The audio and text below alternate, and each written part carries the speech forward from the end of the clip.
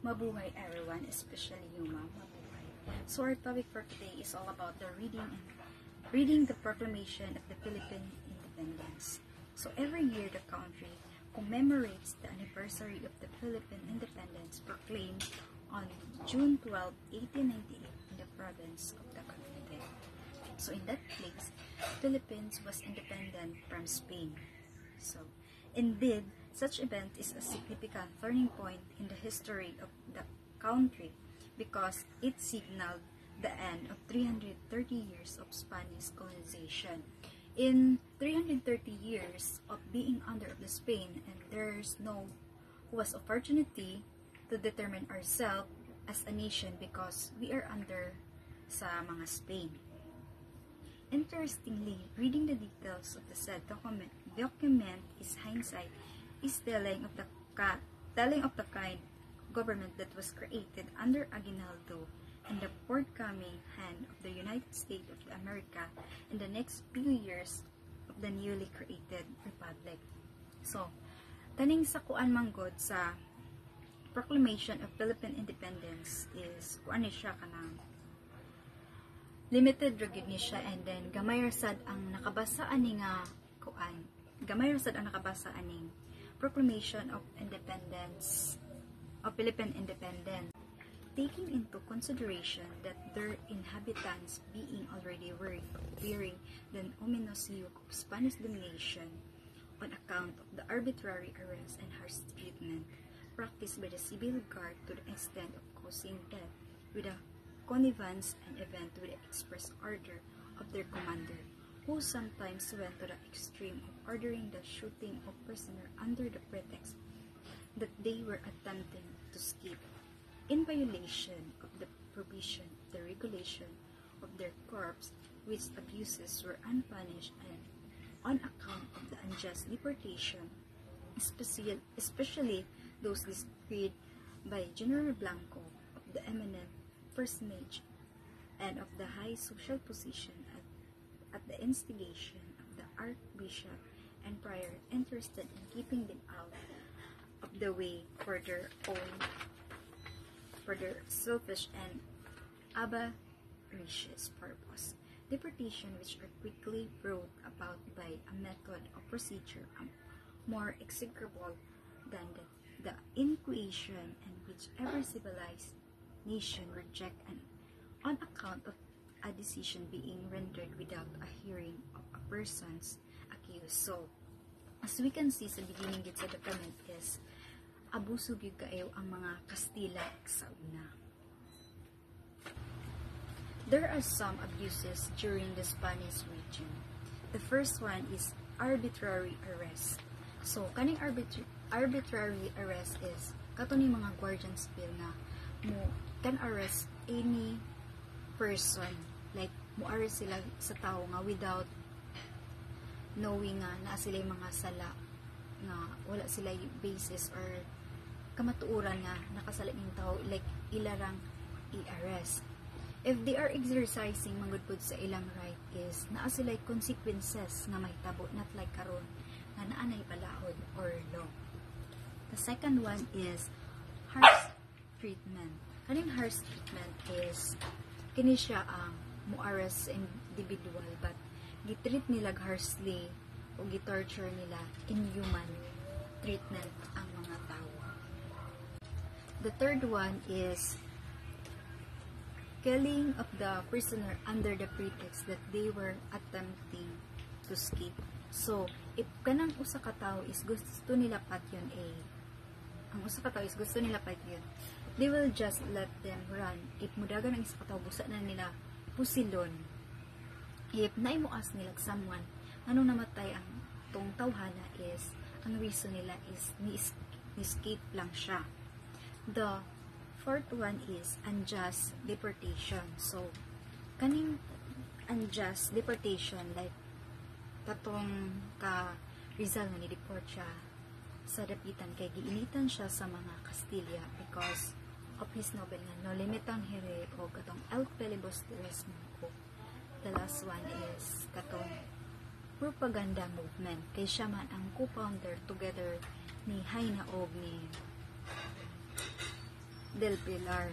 Grabe gid ang pag-abuso sa mga Kastilya sa una. The last one is absence of the due process. So, not like karon nga naa na due process, like i-clear ang both side if before mag-decide ang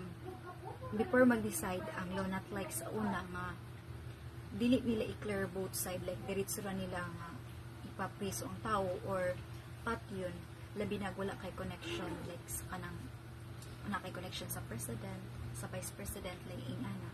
So diretso ra gid na nila patyon. The Philippine Revolution again is been including abuses by the civil guards, unequal laws, and the greed of the clergy. It recalls major injustice such as Rizal execution and the martyrdom of Gumburza, which failed the people's desire for independence. The proclamation narrates how the revolution spread across provinces, weakened Spanish control, and ensured freedom. Finally, it declares Philippines independence on June 12, 1898 in Cavite, under the leadership of Emilio Aguinaldo as the country first leader. Reason for the revolution: una, kanang abuses of the civil guardia, illegal na pamamaril at karahasang ginagawa sa mga bilanggo.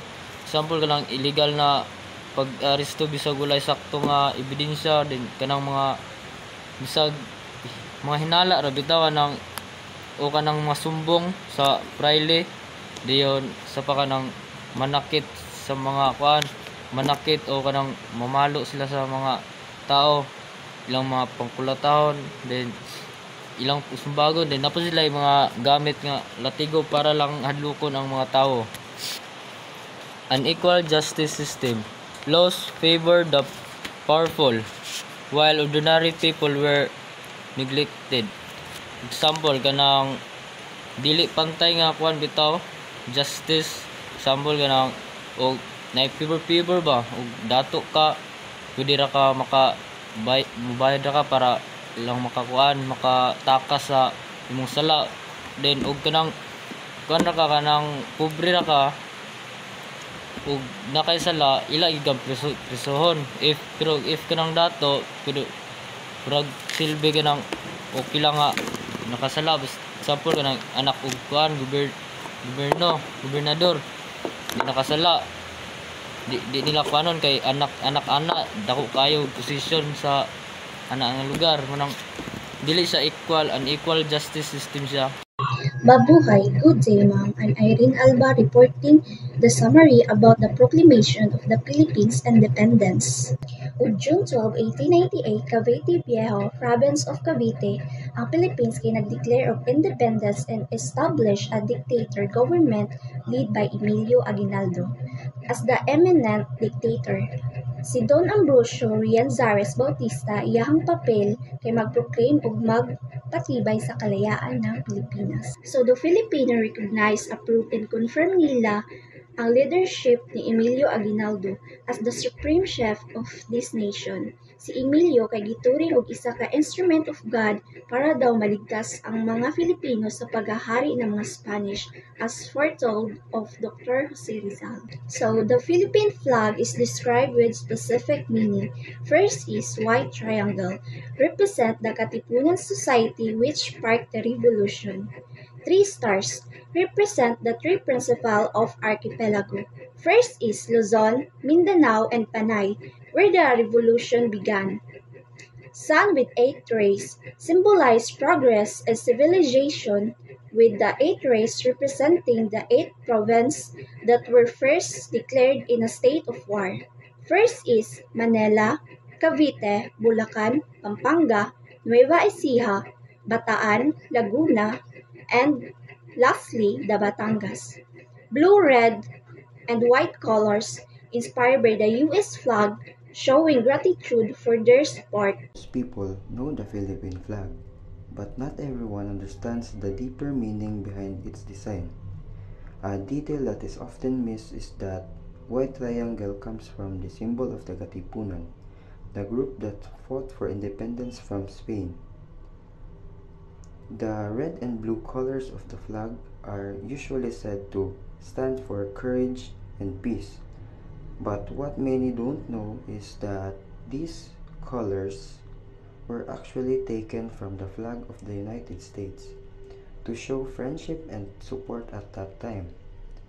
Although meanings can change over time, it's important to know what these symbols originally meant. Understanding their true history helps us see why certain events happened after the Philippines declared independence on June 12, 1898.